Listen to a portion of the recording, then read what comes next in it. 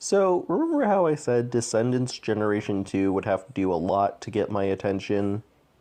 Well, it definitely has, and I'm honestly shocked that this generation seems a little bit more put together.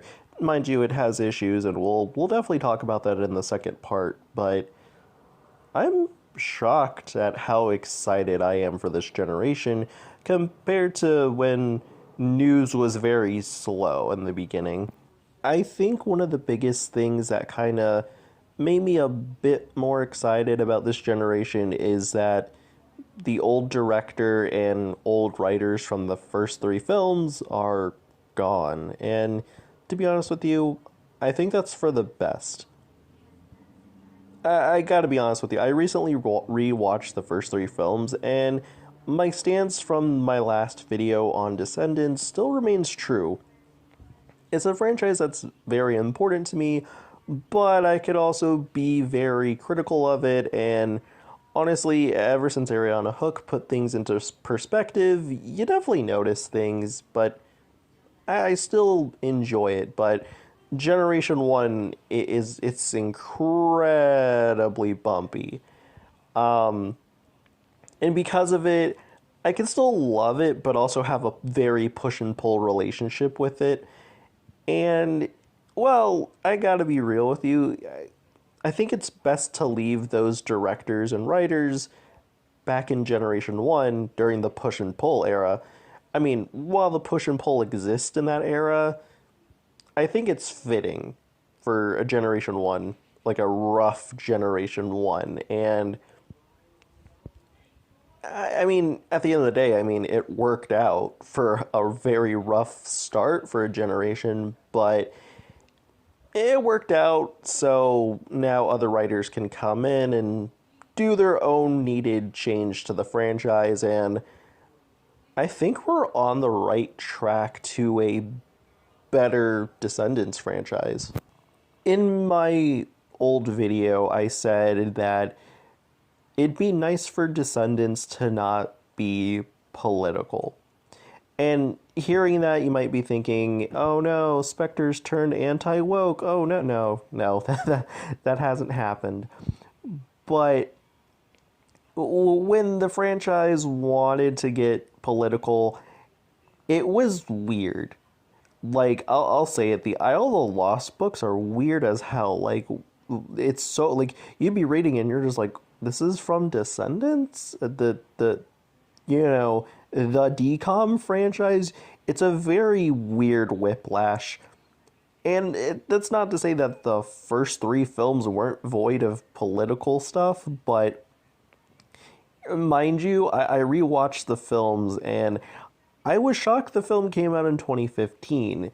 Mind you, I was around the time Generation 1 happened, but looking back on it years later, I'm definitely shocked about it because it's like, oh yeah, you can tell this came out in a post 2016 world, but also inspired by a post 2016 world, and I think it's okay to just leave that behind us. It worked for the foundation building blocks for a first generation, but I don't think we need this anymore. Not to mention, you have zombies doing the exact same thing but differently, and then on top of that, you also have Nickelodeon doing the Monster High live action films, which I don't think, in terms of right now, it does not seem like a third film is happening, but it's just too much. Not to mention, the next Zombies movie is kinda on par to the Descendants movie, just ever so slightly. So, for Descendants to stick out, I think it should resort to its strongest aspect: interpersonal relationships and just fun fantasy adventure in an AU Disney Descendants world.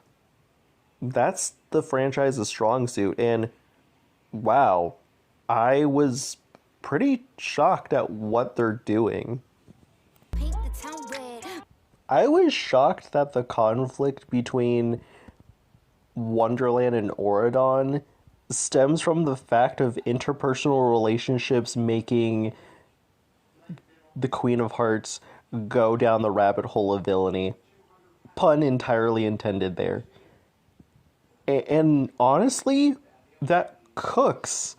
Not to mention, because of that, it leads to the plotline of the movie of the two main characters going back in time to make sure that doesn't happen. Already, we're cooking here.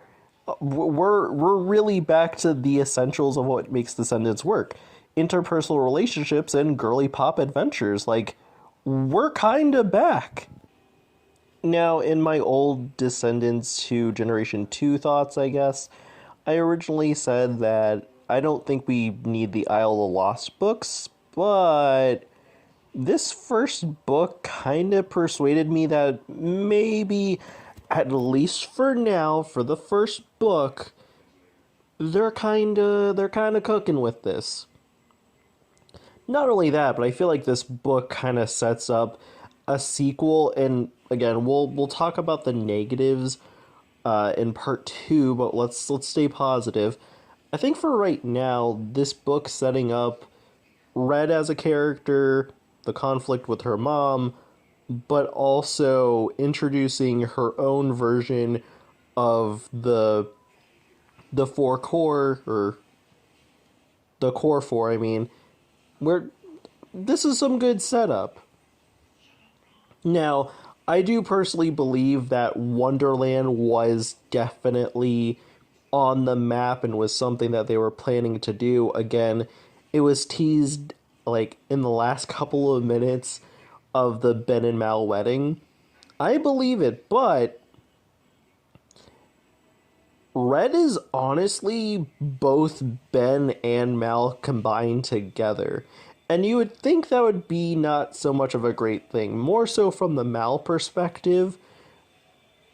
But Red is shaping up to be a better written Mal. I was shocked by this, but I was more so shocked about the Ben thing also.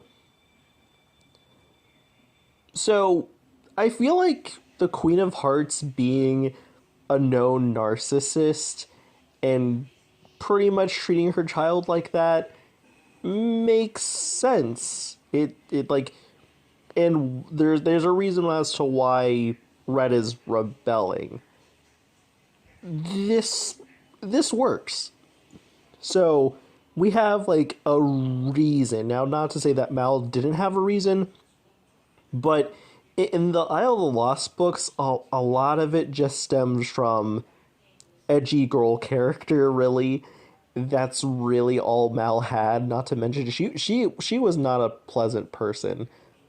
But in terms of right now, in terms of this character bio, we have Red acting out for a reason, but this could be just a short, brief bio, but it at least looks like Red has a good personal relationship with the friends listed here. So, okay, already we got a better Mal, but we also have a much better Ben. Red is also a royal character, but like, instead of like being very like, okay, you don't agree with my methods, but I'm still gonna do it. Okay. No, Red's like, nah, screw that. I'm actually going to act out and like do my own thing, and I kind of like that. It kind of shows what would happen if we did get rebellious Ben, and I don't know. I feel like we're cooking here. And I think the biggest thing as to why we're cooking with Red is simply for the honestly the funniest character I'm going to reference, and it's not even from Descendants. We essentially have season 1 Twilight Sparkle. It seems like Red's character journey is one of like finding herself, but also one of learning about friendship outside of her typical friendship group and learning to befriend others that are different from her.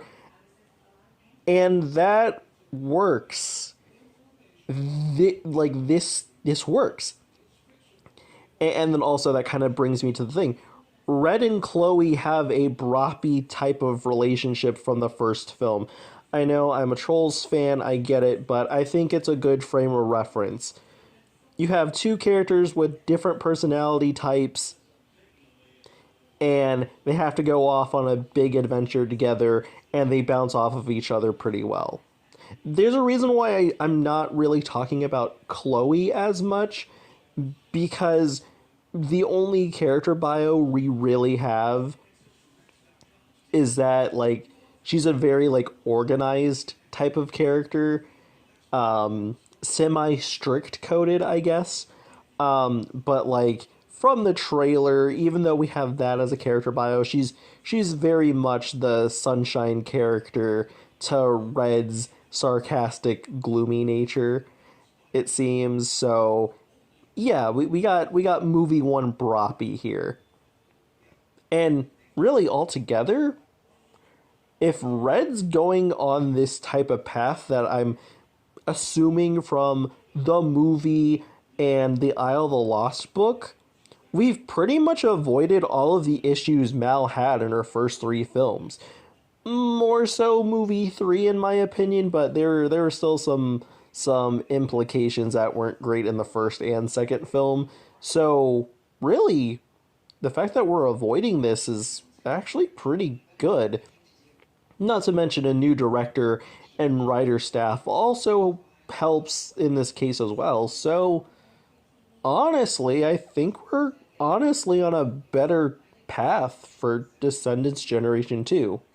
In my next video on my other channel, I will be talking about the negatives of this generation, in my opinion.